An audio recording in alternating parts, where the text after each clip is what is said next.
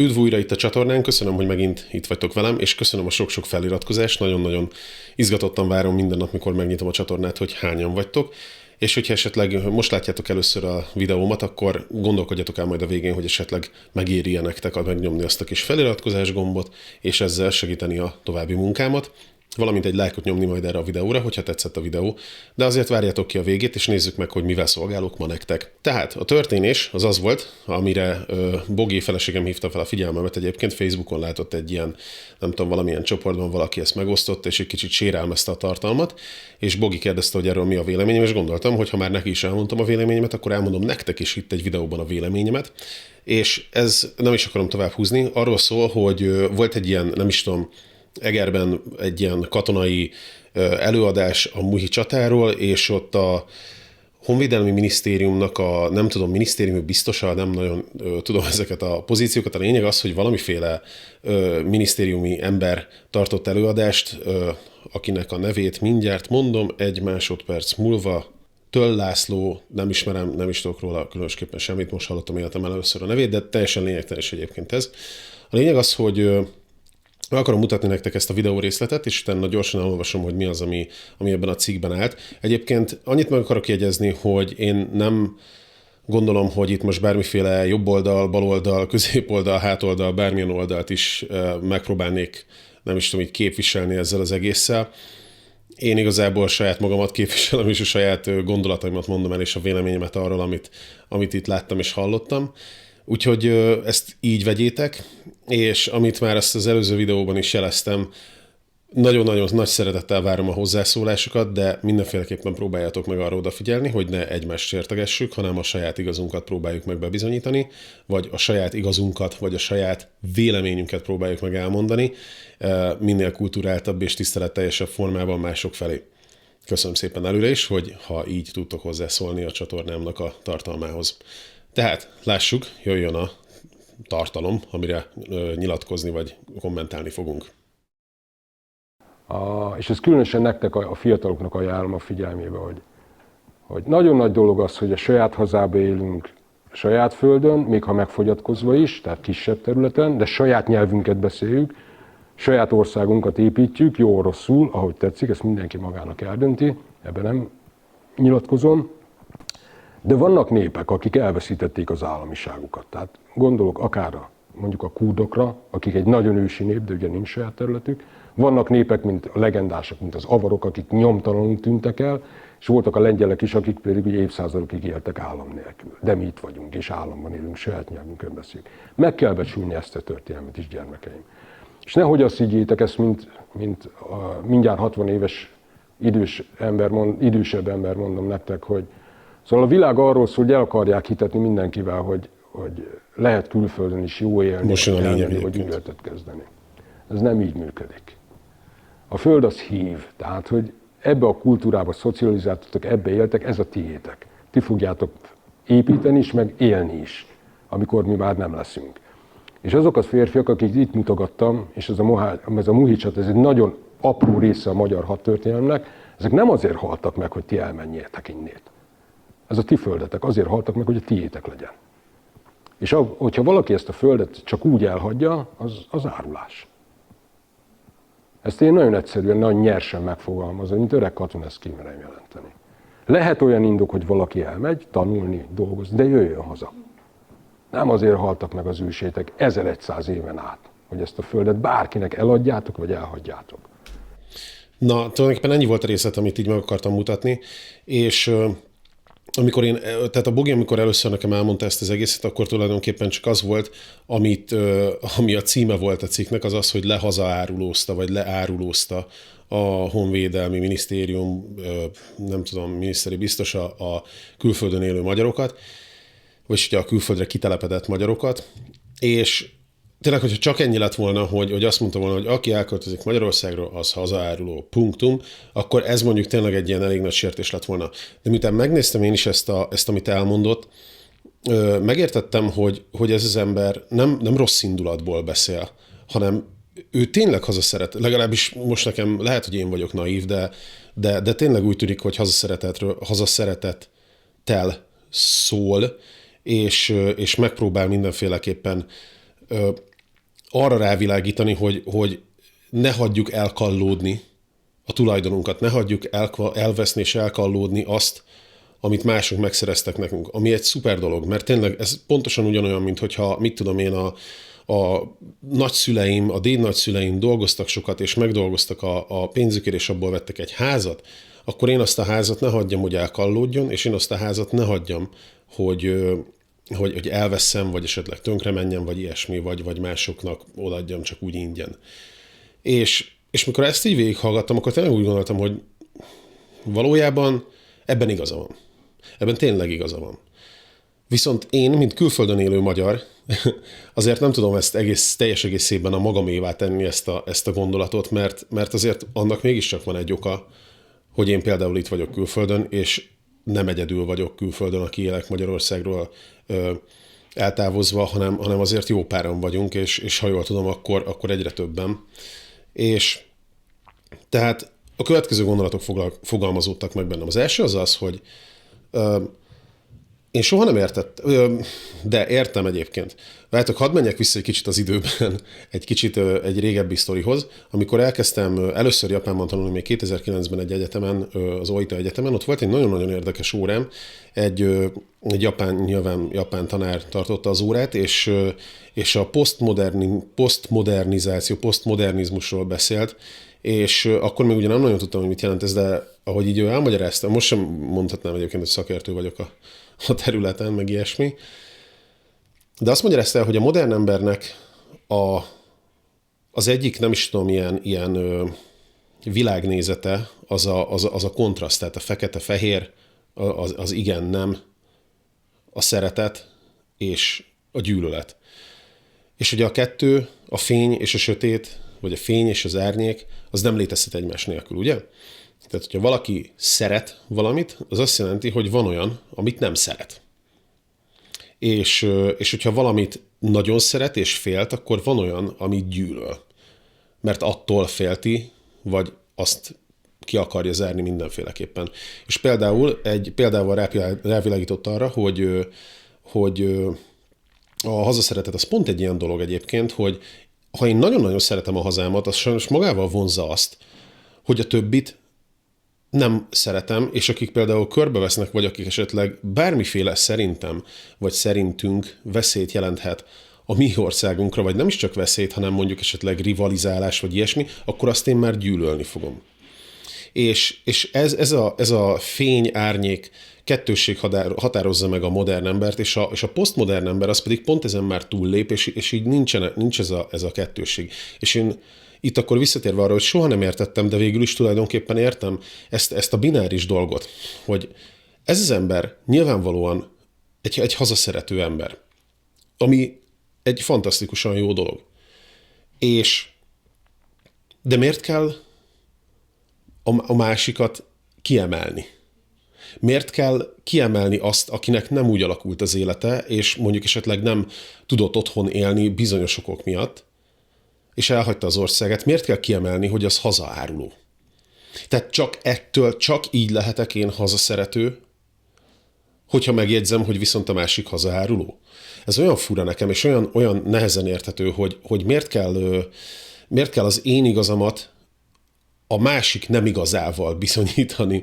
Szóval nagyon, nagyon nehéz ezt így lenyelni, ezt a dolgot, és úgy gondolom, hogy ez az, ami egyébként, ez a fajta gondolkodás, ami nekem annyira nem tetszik, például most tegyük fel itt a hazaszeretettel kapcsolatban, vagy például nem tudom, az egyéb ilyen igen-nem, vagy fényárnyék dologgal kapcsolatban, hogy mindig valahogy ki van emelve a másik oldal, és a politikában is egyébként tökre ezt érezni, hogy van ez az oldal, és nem azt mondják, hogy mi mit nyújtunk, hanem azt, hogy a másik mit nem nyújt, és a másik miért rossz. De én nem azt akarom tudni, hogy a másik rossz. Én azt akarom tudni, hogy ez az oldal miért jó. És tehát azt mindenki nagyon jól tudja, hogy a hazaszeretet az miért jó, és szerintem mindenki szereti valamilyen szinten a hazáját, főleg az egyébként, aki külföldre került, mert tudja, hogy milyen hiány van benne, de azt is tudja, hogy vannak bizonyos dolgok, amik miatt, hogyha hazamenne, akkor sokkal nehezebb lenne a saját személyes élete, vagy mit tudom én, például megházasodott egy külföldivel, vagy nem tudom. hagyja ott a családját?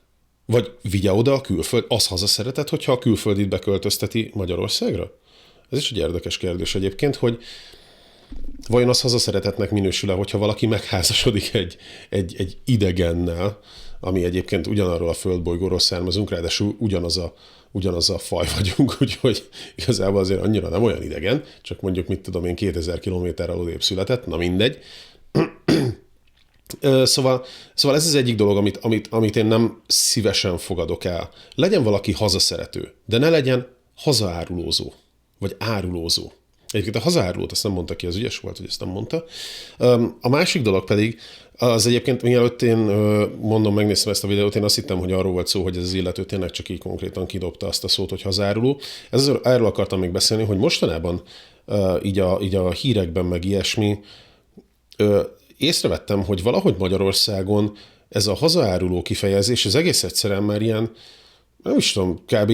Csak ilyen egyszerű kis olyan kifejezésé vált, amit így az emberek így simán hozzávágnak így a másik fejéhez, hogyha valamiben nem értenek egyet, mondjuk például politikai dolgokban. És én nem tudom, hogy ez mikor kezdődött, de ez egy nagyon rossz tendencia szerintem. Én, hogyha jól tudom, akkor most csak mondok valamit, szerintem egy 50 vagy 100 évvel ezelőtt ezért igen komoly bajba került az ember, hogyha valakit lehazaárulózott. Azért megnéztem volna mondjuk esetleg egy, nem is tudom, beszélgetés során mondjuk egy 100 évvel ezelőtt, ha valaki azt mondja másikra, hogy hazaáruló, szerintem elég hamar komoly bajba került volna a hazaárulózó ember. Mostanában ennek ellenére körülbelül most már mindenki csak tényleg azt mondja, hogy ja, te, ezt mondtad, vagy így gondolod, vagy ilyen hozzáállású vagy ilyen beállítottságú vagy ilyesmi? Ja, hát akkor hazaáruló vagy, pont. És nem tudom, most nyilván nem én fogom ezzel a csatornával a 100 megtekintésemmel megváltani a világot, de hogyha esetleg ilyet tapasztaltatok, vagy esetleg ti mondtátok, gondolkodjatok el azon, hogy ez nem egy könnyű, ez egy nagyon-nagyon erős sértés, ráadásul általában a 89%-ában rágalom is ráadásul. Meg érted, hazaáruló? Hogy lenne hazaáruló? Hogy lennék én hazaáruló azáltal például, hogy elköltözöm otthonról? Tehát én senkinek nem árultam el a hazát, én senkinek nem tettem tulajdonképpen rosszat azzal, hogy sőt, lehet, hogy még sok embernek, meg még lehet, hogy az államnak is jobbat tettem, hogy eljöttem. Na mindegy. A harmadik dolog, amire pedig ki akartam térni ezzel kapcsolatban, hogy az emberek nagyon sokan azt gondolják, hogy akik elköltöznek külföldre Magyarországról, azok csak így fogják, és így bepakolják a táskájukat, és azt mondják, hogy na jó van, pápá, elmentem, majd jövök soha, és elköltöznek külföldre, és ott a medencéjük széléről a koktéljukat szürcsölgetve csak nézik a kékeget. Hát ez általában nem így történik. Ez általában úgy történik, hogy az én esetemben egyébként teljesen máshogy történt, majd azt is elmesélem, de ez általában úgy történik, hogy nagyon-nagyon komoly évődés, szenvedés, sírás, családtól való elszakadásnak a félelme, stb.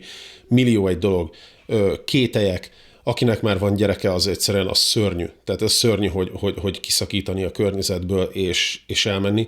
Tehát ez a legkevésbé sem egy könnyű döntés egy felnőtt embernek. A másik pedig az, hogy persze lehet mondani, hogy jó, hát akkor maradjon otthon.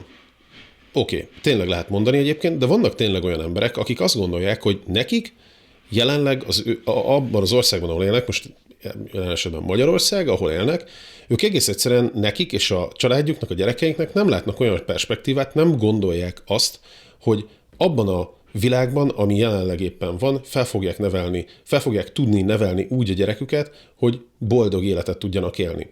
Alapvetően mindenki szerintem a boldog életre törekszik.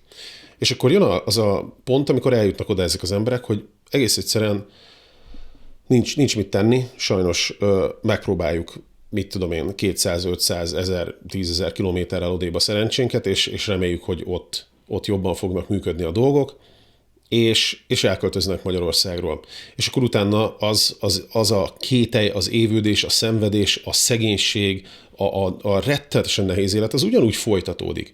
És természetesen ott van a szívükben az, hogy a hiányérzet, hogy hiányzik a család, hiányzik nem tudom, a város, az utca, a szomszéd, a kiskutya, a madárcsicsergés, a nem tudom micsoda, az otthoni illatok, a piac, a stb.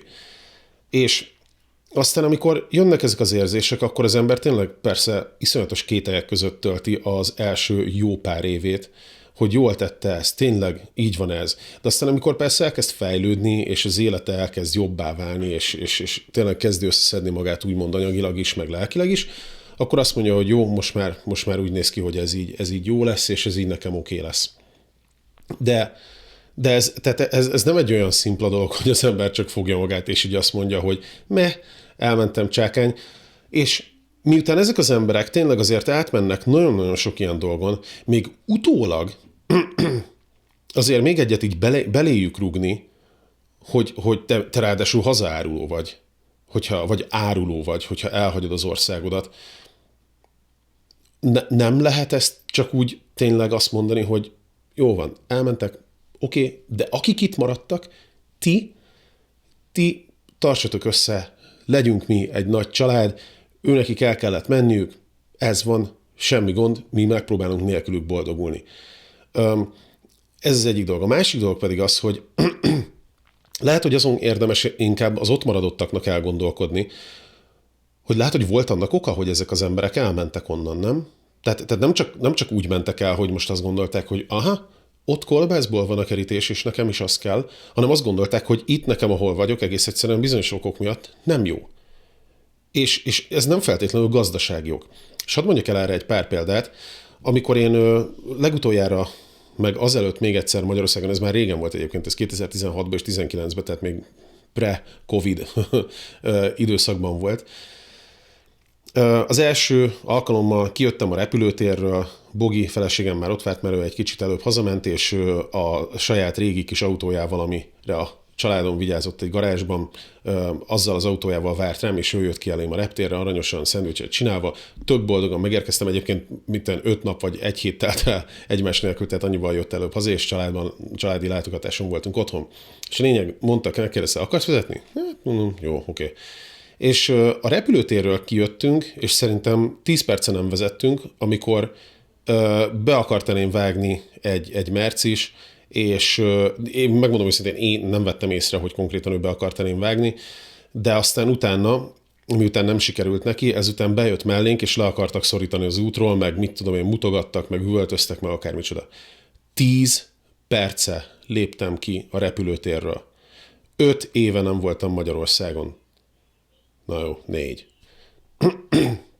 És ez fogadott otthon. És most nem azt mondom, hogy ez reprezentálja az egész országot, de ezért valamit az mégiscsak jelent. Tehát hogy lehet, hogy Japánban ilyen nem ért?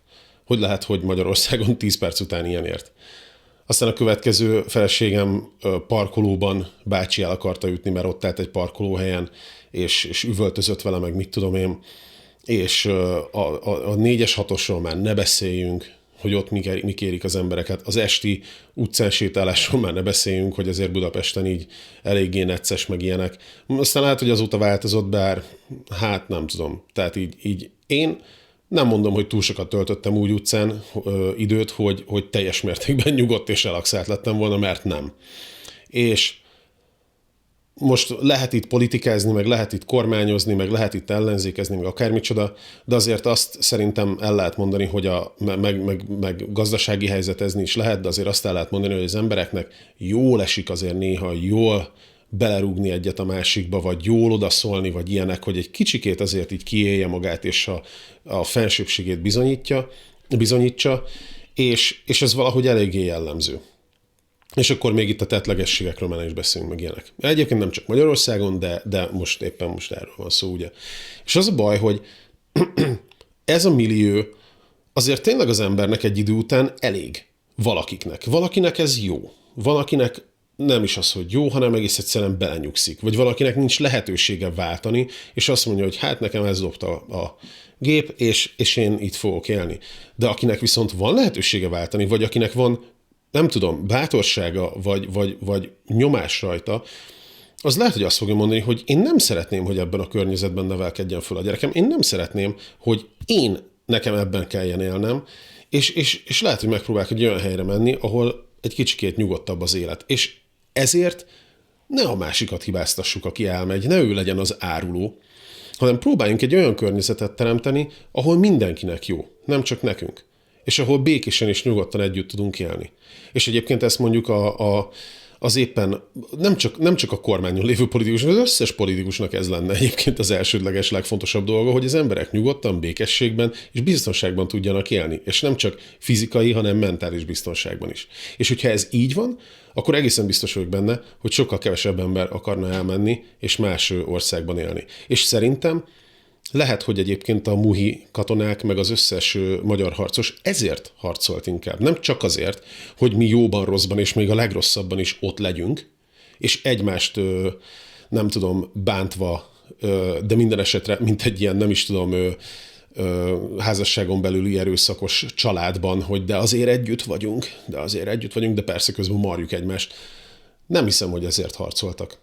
Szóval, hogyha áruló az, aki ezt elhagyja, akkor olyan szempontból, aki meg nem tesz ezért, valamilyen szinten azt is árulónak lehet nevezni, nem? De ez meg megint a másik oldal, ne nevezzük egymást árulónak.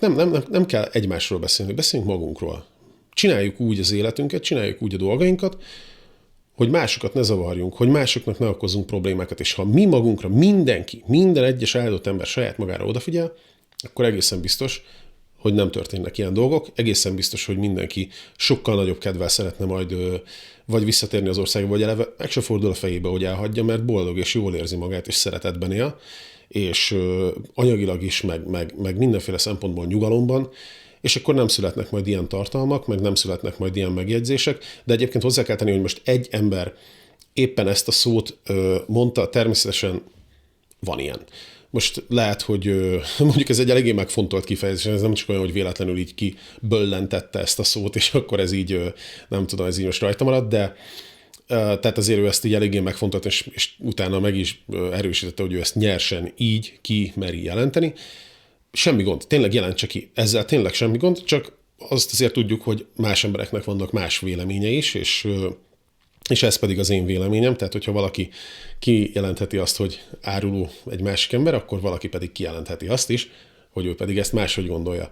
Írjátok meg a véleményeteket, légy szíves erről, és tényleg óvatosan, hogy ne kelljen nekem itt tirannoszoskodni és kizárni embereket a csúnya beszéd meg a sértő beszéd miatt.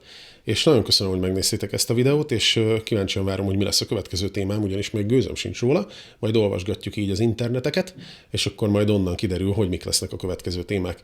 Nagyon szép napot kívánok mindenkinek, és köszönöm a megtekintést. Ja, most jött el az idő, hogy esetleg feliratkozzatok. Bye bye!